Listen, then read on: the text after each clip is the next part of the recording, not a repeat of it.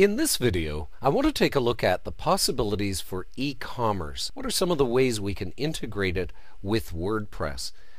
And a lot has happened in the last few years with e-commerce. There never used to be very much to choose from in terms of plugins, but with the advent of WordPress 3.0 and the whole notion of custom post types and custom taxonomies, that's really made it possible to effectively have a catalog system. Shopping carts and checkouts and so forth aren't that big an issue. It was more the creation of catalogs that was the big problem. That's been solved now, and so you've seen a whole flurry of e-commerce plugins in the last few years. And we'll take a look at those in just a moment. But first, I want to ask the question, do you need an e-commerce plugin? And that's going to depend on what your client's needs are. So, for example, I have a number of clients that sell books, but they have 1, 2, maybe 10 books, and that's it. So they don't really need an entire catalog and shopping cart checkout system. They just need some PayPal buy now buttons, or at most maybe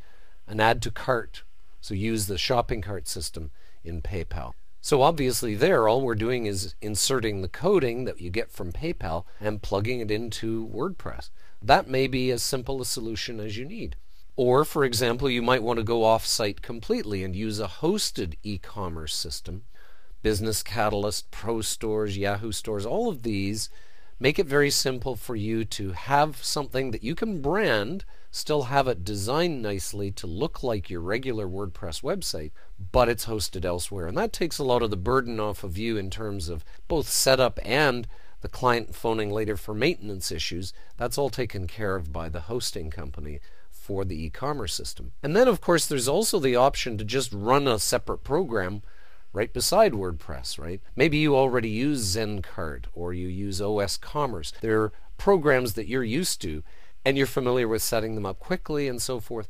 Might be a better solution here than trying to deal with a brand new plugin from WordPress. Also, these plugins are going to require a fair bit of addition onto the WordPress database.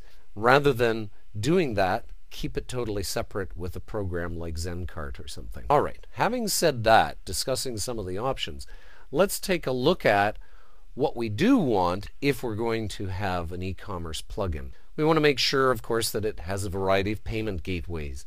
Powerful and flexible shipping options, very important. Taxing, of course, we need to have lots of options for that. Product options like colors and sizes, all of that sort of thing. Discounting. Do you have codes you can enter for things, certificates for people to use, special pricing for members? The ability to do cross-promotional stuff within the site, related products or specials that are happening if you happen to buy a certain amount of items or whatever it is. Ability to sell digital, very important these days. Recurring payments, can the system handle that? And easy integration with other services like mailing list managers and so on.